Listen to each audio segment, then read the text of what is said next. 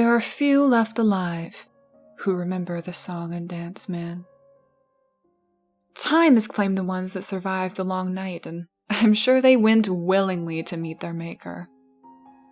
Life takes on a strange tint after a night like that. The ones still left, Bill Parker, Sarah Carter, and Sam Tannen, don't talk about it. Sam is lucky. His brain started to turn to porridge a few years back, and now he has trouble figuring out how to put on his pants. He got an early reprieve from his memories. He doesn't wake up night after night, the music still playing in his ears, with tears still drying on his cheeks. The song and dance man came to Bellacarne with little fanfare in the fall of 1956.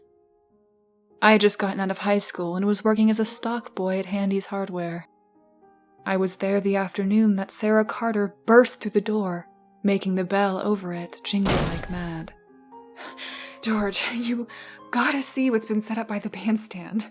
There's this huge tent up, and this man standing in front of it, yelling like a carnival barker." Sarah was out of breath and had obviously run from the park and all the way down Main Street. Her hair was whipsawed every which way, and one strand stuck to the end of her nose. She gave a quick puff and blew it out of the way, waiting for me to react. With Sarah, I was always 2 steps behind and running to catch up. The girl had energy in those days and in unlimited supply. I stopped rearranging the nails and said, "There wasn't anything up there when I walked by this morning. When'd it go up?" She shrugged her shoulders, a quick rise and drop. "Dunno, but it's up, and you gotta see this guy. He's all dressed up, head to toe, and he can talk. Boy, he can talk." I thought about it and checked the clock. It was near about 5 and time for me to quit anyway. "All right, let's go check it out then." Sarah grinned from ear to ear and was gone. I didn't doubt that she was telling everyone in the gang, the ones that were still in town anyway. Most of us scattered to the 4 winds after graduation. Only a handful of us remained in town, and only a handful of us were on hand to witness the dance. I walked down to the bandstand by myself, not bothering to wait for the others. Most likely, Sarah was already there waiting for us. I met up with Bill as I passed the drugstore where he worked as a soda jerk. "What the hell is Sarah talking about, George? She blew in here and then blew out again before I could ask her anything." Bill was a big guy, the tallest and heaviest guy in our class, and I just about cracked up the first time I saw him wearing that little peaked paper cap McClearly makes all his soda jerks wear. Bill doesn't really like to be laughed at, though, and after the knot under my eye went down, I made sure not to laugh at him anymore. He's a good guy, aside from that temper. He was the best guy on the high school basketball team, too, though he's one of the few guys who got kicked out of a game. He threw another player halfway down the court, and they were on the same team, too. Bill said the other guy had elbowed him in the gut. It had to have been on accident. No one would have done it on purpose. We both walked down the street, Bill smoking a cigarette, a habit that caught up to him in 1995 when they removed his right lung. There was already a pretty large crowd around the tent, and as Bill and I got closer, we could hear the fellow that Sarah told us about. He sounded like a carnival barker, all right. Bill and I walked faster down the path that led to the tent. We pushed our way through the crowd, up toward the tent and where we thought the man was. "Come on, everybody, it's getting close, getting close. We're gonna have ourselves a heck of a time tonight. Yes, indeed, a heck of a time. We'll be singing, we'll be dancing, I promise you that, and the song and dance man always keeps his promises." We still couldn't see him. Still, too many people were blocking the way. It looked like the whole town had shown up to see the song and dance man. Bill tugged on my sleeve and pointed. I followed his finger and got bug-eyed. It was Reverend Harper, the Baptist minister. I've lived a good long time, but I ain't never seen a man that could thump a Bible harder than he. Harper preached against the evils of sin. Sin in drinking, sin in smoking reefer, sin in smoking tobacco, sin in lying, and, most of all, sin in dancing. Yet, there he was, lining up to get inside the tent too, 'cause he certainly wasn't preaching. We waved at him, Bill waving with the hand that held the cigarette, and the old Baptist turned red as the Red Sea and turned to walk away. Bill and I grinned at each other and kept on walking toward the front and toward the Song and Dance Man. Finally, we broke through the crowd, and there he was. He stood on an old crate, splintered and looking like it was on the verge of collapsing under his feet. On the grass beside him lay a black fiddle case with gold trim along its edges.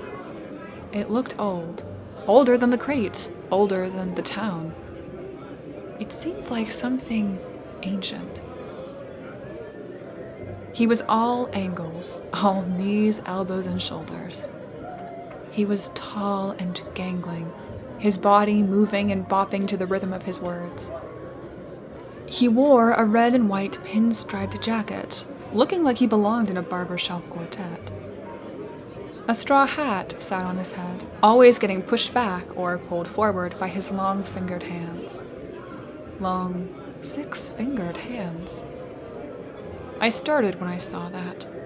I had read that some folks are born with 6 fingers, but reading about something and seeing it are 2 different things. His eyes just about flashed blue lightning as he spoke, and sparks nearly flew from those white teeth, and he just never stopped talking. He didn't stop for breath, for questions, for anything. He just kept up that pattern like his very soul depended on it. All right, we are getting close, getting real close, yes we are. Are you ready to dance? Are you ready to sing? 'Cause I'm ready to play my fiddle, yes I am. Got a fiddle at my feet and I'm ready to play, ready to make those strings sing, can you believe it? He'd clap his hands, and that's as close to a pause as he was willing to do. Sarah and Sam came up to us now, having found us in the crowd. Sarah elbowed me in the rib and said, "What did I tell you? Looks like he should be in a carnival trying to get us to see a bearded lady or something." Sam nodded his head in greeting to us, which caused his glasses to slide down his nose, and he gave them a short push back up to where they belonged. He was as tall as Bill, but nowhere near as built. He was the smart guy in our gang. You had to have someone like him around to tell you how to do things, like take apart the principal's car and rebuild it in the school gym. Not that we ever did anything like that. "What's he selling?" asked Sam. "Dance, I figure," I said. "What's it cost?" The Song and Dance Man must have heard him because he said, "What does it cost, I hear you ask? Why, it don't cost $1, and it don't cost a quarter, and it don't cost a dime. Folks, this will cost you nothing. Just get on in and dance the song all night long." We all looked at each other. It was a good deal. A little free music and space to dance. There wasn't much to do in town back in those days, and there still isn't. This was almost too good to be true. The Song and Dance Man stopped now, a minor miracle in and of itself. He dug deep in his pocket, pulled out a gold watch, checked the time, and then grinned a grin that must have shown every one of his teeth. He pocketed the watch and said, "Folks, it's time for the dance, so come on in, everyone, because it's time for the dance to begin." And with that, he hopped down from his crate, grabbed it up with the fiddle, and darted through the tent flaps. Sarah, Bill, Sam, and I nearly got mowed over in the rush to get inside, but we were still the first ones in. We stopped short when we pushed aside those big old tent flaps, but were quickly driven inside. It was huge inside. There was a hardwood floor beneath our feet that looked like it must be oak, a dark, dark oak, polished to a mirror shine. There were candles and holders all along the tent posts, and when I looked up, I couldn't see a ceiling for all the darkness. It was like looking up at a starless night sky where the moon didn't dare show her face. The crowd kept driving us, and more people poured in. It wasn't just the young people either. There was Mrs. Crenshaw, our junior year English teacher who was in her 50s. There was Mr. Hoskins, the principal. There was the good old Reverend Harper, still looking embarrassed and also like he couldn't help himself. It really was the whole damn town. Hell, even the mayor was there with his wife, standing and talking with the chief of police. Soon, everyone was inside, and the murmur from all the talking was nearly deafening. It was already getting warm in there, and I was feeling cramped and claustrophobic. We were all looking for the song and dance man to see where he'd gone. No one looked up, so no one saw him until the first pull of his fiddle bow. He was there, on the center tent pole, sitting on a small wooden platform about 20 feet off the floor. God knows how he got there, because there certainly wasn't any ladder going up. He dangled his feet over the edge and held his fiddle in one hand and the bow in the other. The fiddle and bow seemed to be made of that same dark wood that the floor was, and gleamed in the candlelight like a thing alive. I almost doubted that the fiddle even needed the song and dance man to make its strings hum. We all looked up at him, and he grinned and jumped to his feet while the crowd gasped, worried he might plummet into their midst. And then he began to play. He made those strings sing. I haven't heard anyone play like that before or since, and I thank God for that every day. It made the air around us crackle and spark. It loosened the joints and jolted the mind. You felt the urge to move deep in the bone, buried in the marrow. I grabbed Sarah's hands and we began to move across the floor, and everyone followed suit, some with partners and some without. Some were doing the foxtrot, some were doing a waltz, and some of us were doing the twist. We danced, moved, shucked, jived, rocked, and rolled. I passed Reverend Harper, moving his feet in a clunky box step with Eloise Grandel, an old battle-axe the Catholic. I saw the mayor's wife waltzing with Dan Adams, one of our firemen. I swirled with Sarah, moving across the floor, bumping and jostling with the people around us. It was hot, and getting hotter in there, and it wasn't long before it smelled of sweat and bodies moving against bodies. I felt dizzy, but we kept dancing together, kept dancing and not stopping. It was a while before I realized that the song and dance man was singing too, but in a language I didn't understand. He lorded over us, standing on that platform, making his fiddle sing and sing. His bow rose and fell, slid back and forth, side to side. He played like he talked. There were no breaks or pauses, just a manic deluge of tunes while his tongue curled around words that had no business being said in this world. I gave my head a shake as I spun with Sarah, and I realized my legs were tired. My feet ached and my lower back was beginning to throb. I checked my watch and realized we'd been dancing for a solid hour. I shook my head again, trying to shake off the dozy feeling that was clouding my thinking. Sarah. I cleared my throat. I had only spoken in a whisper. My tongue felt thick and funny. I tried again. Sarah. Louder this time, but she still didn't respond, and we kept dancing. I shook her, but she didn't respond. I kept shaking her until I realized I was doing it in time with the music. So I just tried to stop. And I couldn't. I couldn't stop.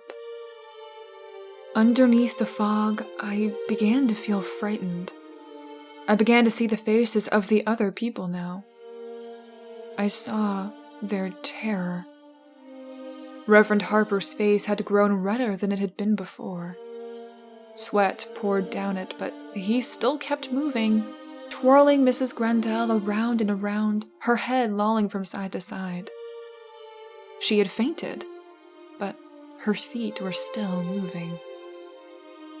We moved past Bill, who danced with Susie Watkins, and I saw her frightened eyes darting around the room. But Bill bobbed his head in time with the music, and his glassy eyes looked at nothing in particular. The song and dance man laughed from his perch and kept playing, tapping his feet. His eyes were glowing in that dark, humid place. They glowed, and the light glanced off his bow with each sweep. I heard a scream and swiveled my head to watch a woman drop to the floor holding her leg. She had cramped up. I was envious. She got to stop. She got to rest. My own legs felt like dead wood, and the ache in my back had deepened. Then her partner stepped on her ankle, and I heard the crunch from across the room. He was still dancing, his eyes blank and empty as he moved. She screamed again and started to crawl away, but instead stood up. She started to dance, bringing her weight down on the broken ankle again and again and again. I turned away, but I couldn't block the sound of her sobbing. The music ran on.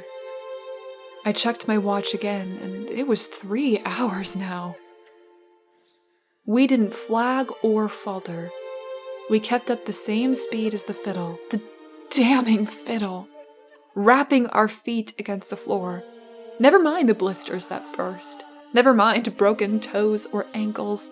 Never mind that deep pain buried in the spine that refused to go. Never mind old hearts and bad knees. We kept up that frantic pace as one mass, a bobbing, thumping, jumping creature with one mind. Reverend Harper died at one point. I watched it happen. He was holding up the still fainted Mrs. Grandel, whose feet still moved with the music, when he dropped her and fell to the floor. He twitched once, his feet beating a quick staccato rhythm, and then was still. Mrs. Grandel got back up and kept on moving. I watched Harper as I danced, trying to see if he was breathing. He wasn't. I swear to you, he wasn't. But he still got back up. He was dead, but he still got back up and began to dance again. He turned to look at me and grinned the song and dance man's grin. His eyes were red, filled with blood from whatever had broken in his brain. I watched as a single red tear rolled down his cheek. I shut my eyes and kept moving. Harper wasn't the last. He probably wasn't the first. The old and sick were the first to drop. No matter what it was, exhaustion, heart attacks, hemorrhages somewhere deep inside, they died. And then they got back up and kept dancing, grinning their grin. I passed Lizzie and Sam. He had lost his glasses at some point. His eyes darted around, terribly aware. I looked at his leg, and I saw a jut of some bone tearing through his denim jeans.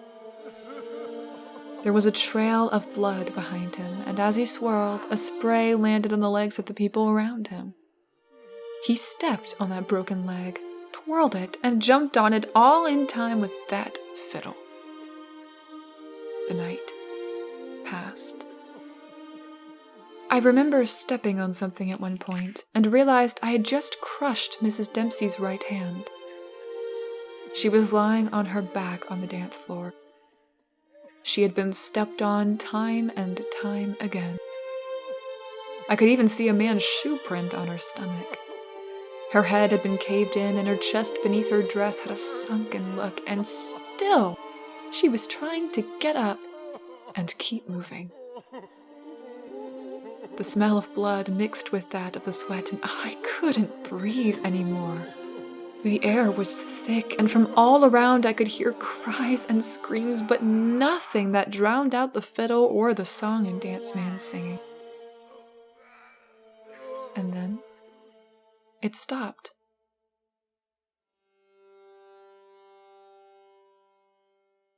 I danced one more step and then stopped myself. I looked up at the platform. We all did, craning our necks upward. He was checking his pocket watch.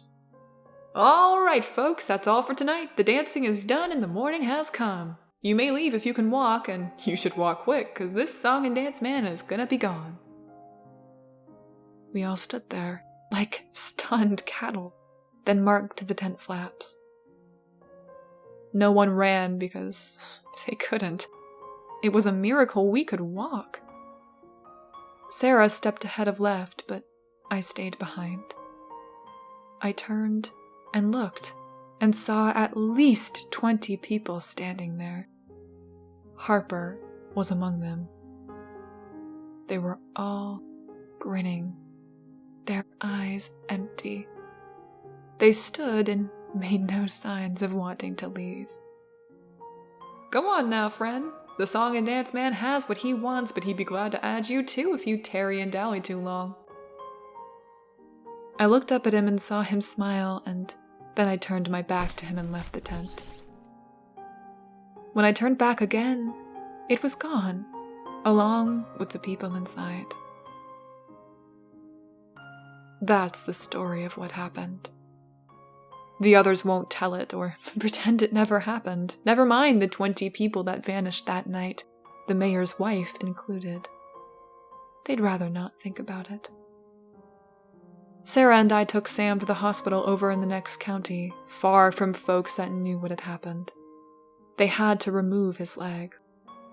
Sam was quiet before, and he was quieter still after, pulling odd jobs that a one-legged man could do. He doesn't move around much nowadays, just sits on his porch, a cane across his lap, and massages the stump with his hand.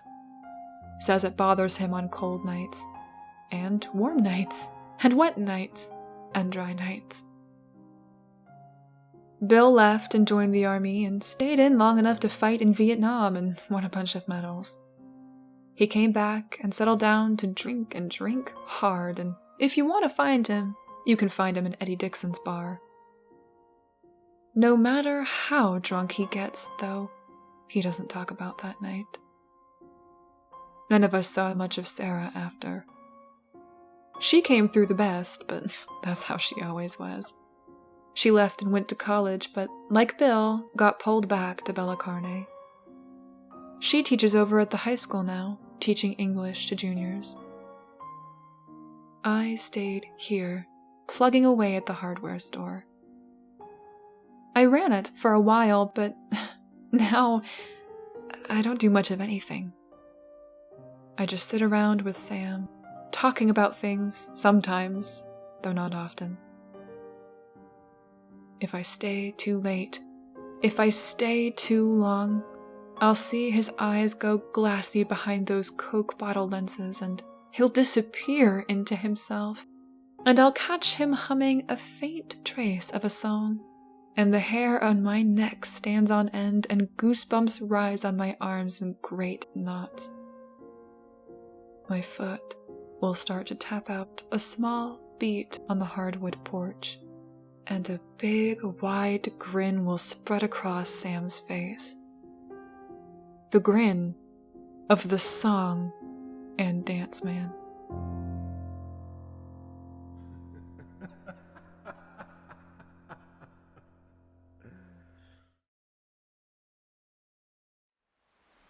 A huge thank you to all of my poltergeists. Alex Schaefer, Bobby Tripp, Calderin, Daniel O'Connell, Erica Warren, Forever, Shadow Blackhawk, JTX31, Mark Zapan, Brian Horn, Spirit Father, Stephen Swiftbird, Twisted Skipster, Alternative Night, and Michael Folks. Your donations and continued support are so appreciated. So, as always, thank you. From the very bottom of my heart.